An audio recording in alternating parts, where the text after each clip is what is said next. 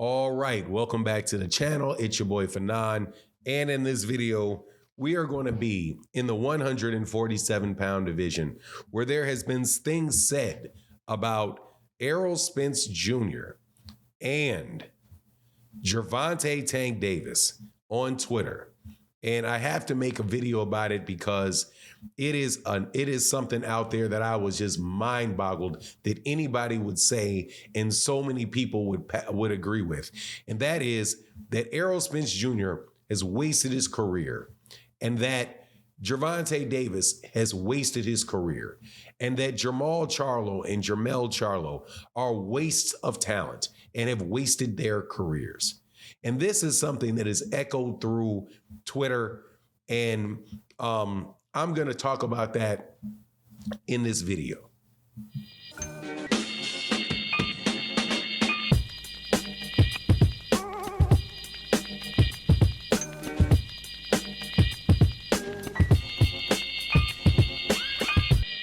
All right, welcome back to the channel. It's your boy Fanon. And in this video, we're going to talk about what's coming up in the year 2024.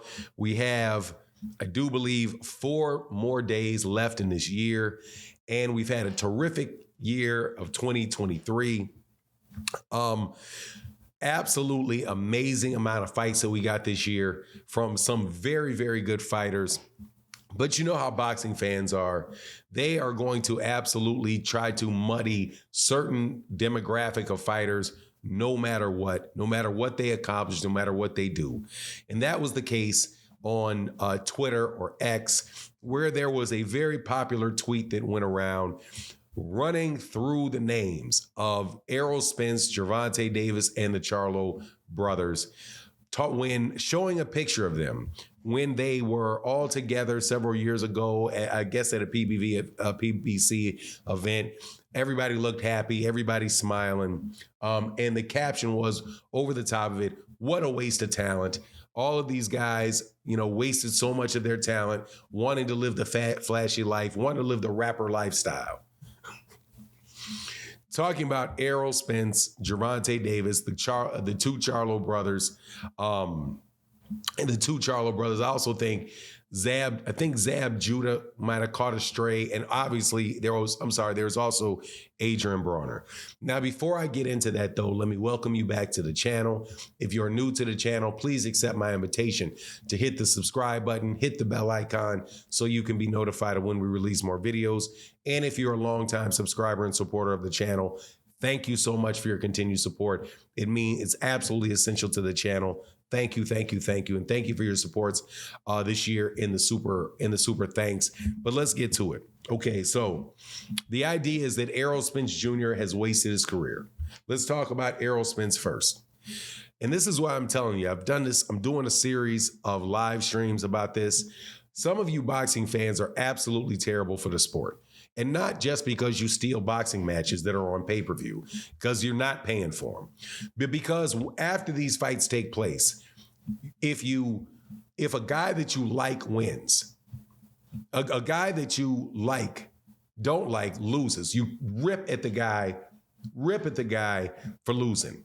If the guy wins, you discount the win some way for putting on some type of asterisk over it. Like, I don't like the fact that he had a 136-pound rehydration clause. I don't like he had a 136-pound catch weight. I don't like that he made him wait 5 years for the fight. I don't like that I don't like how the gloves looked on his hands. It looked like he double, triple stacked, right? Whatever it is. Always some reason to discount somebody's win. I literally talked to somebody on the channel so I give Gervonta Davis full credit, but yet walk down and discredit him for every win he's had at 135 and discredited every win he had at 130. You're not really a boxing fan, man. You're just waiting to see a particular guy lose. But let's look at Errol Spence. Errol Spence has lost one fight, and he lost that one fight to the #1 pound-for-pound fighter in the world, right? He fights for undisputed, stayed down at a weight class for a long time to make the fight happen, gave up a bunch of money to make the fight happen, still earned a ton of money in that particular fight, right? But what does that mean for his career? That he's a waste of talent. Let's talk about Gervonta Davis. Gervonta Davis is a waste of talent. Gervonta Davis just had the biggest fight that has been made in this decade. The biggest fight since Floyd Mayweather Jr. and one of the biggest one of Floyd Mayweather's last million pay-per-view sale fight was. That's what Gervonta Davis did. Had one of the biggest gates, right? Fought a fight that a whole lot of people said that he wouldn't fight, and that's a waste of talent. Jermell Charlo was an undisputed champion, moved up to 168, lost in a lopsided fashion to Canelo Alvarez, made tens of millions of dollars, and that man is a waste of talent, even though he's still holding 2 belts at 154 pounds.